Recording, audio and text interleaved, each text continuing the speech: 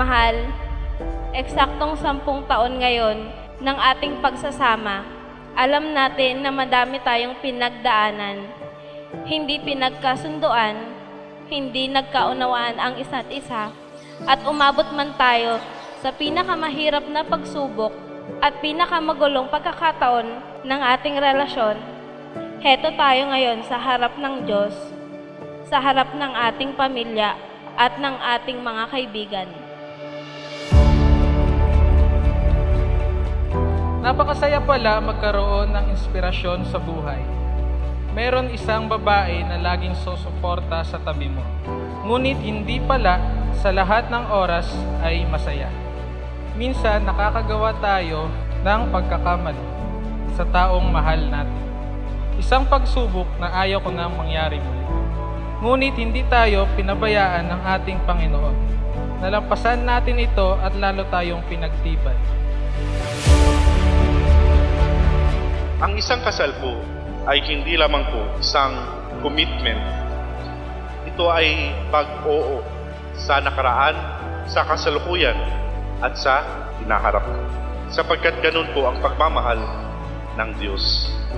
Ibig sabihin po, buong-buo niyong tinatanggap ngayon ang bawat isa. Totoo pala talaga, no?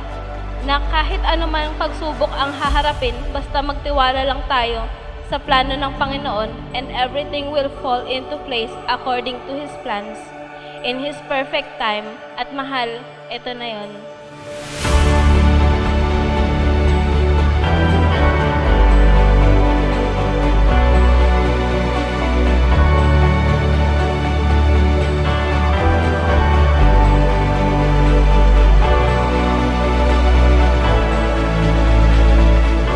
Ramdam ko na po na siya na po talaga eh.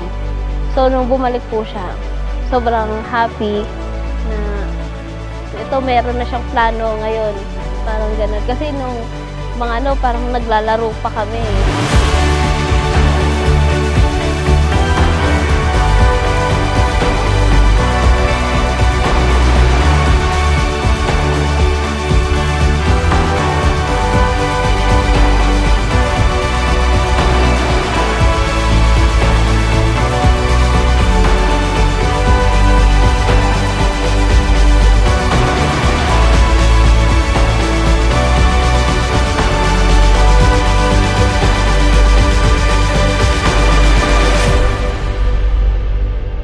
Sa maiksing panahon ng ating pagkakakilala, ay nagkaaminan na nga.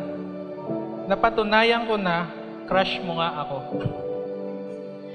Sino ba naman ako para tumanggi sa isang napakagandang babaeng katulad mo? Simulan na natin ang love story na to.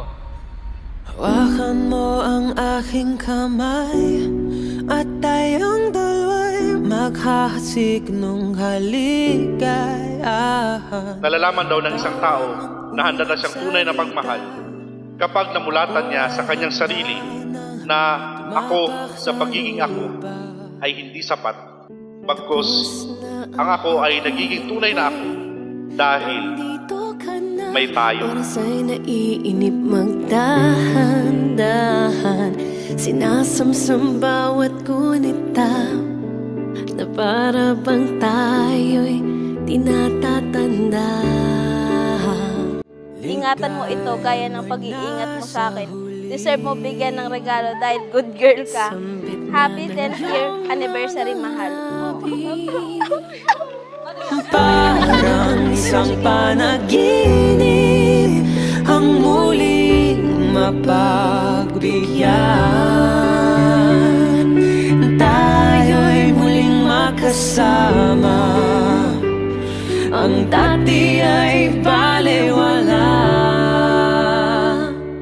Salamat dahil laging nandyan ka. Salamat dahil full support ka lagi sa mga hilig ko. Salamat dahil may isang katulad mo. Nagkita rin ng alam kong Juan, isa kang mabait na anak, mapagmahal sa magulang. Sana pagdating sa pamilya, ganun ka rin. Kung ano ang sinasabi ng kanyang asawa, pakinggan niya. Kailangan na yan magbigayan at magkaroon ka magpasensya. Yan ang payo ko sa aking bunso. Pinapangako ko sa iyo na ako'y magiging mabuti at tapat na asawa sa hirap at ginhawa. Iibigin ka hanggang sa huling tibok nitong aking puso.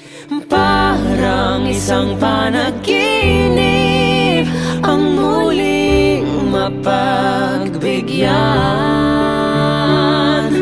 Tayo'y muling makasama. Ang dati ay baliwala. Panatag ng kalooban ko at ika'y kapiling ko na. O tagal kitang hinitay. O tagal kitang hinitay. Mahal, kung bibigyan man ako ng pagkakataon to take back everything that I've said and done, I would choose not to change anything because every step led me to you. And I'm afraid that if I took a different path, I might have never found you. Ang dati ay baliwala.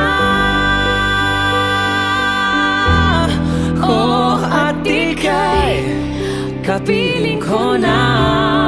Oh, tagal kitang hinintay. Oh, tagal kitang hinintay.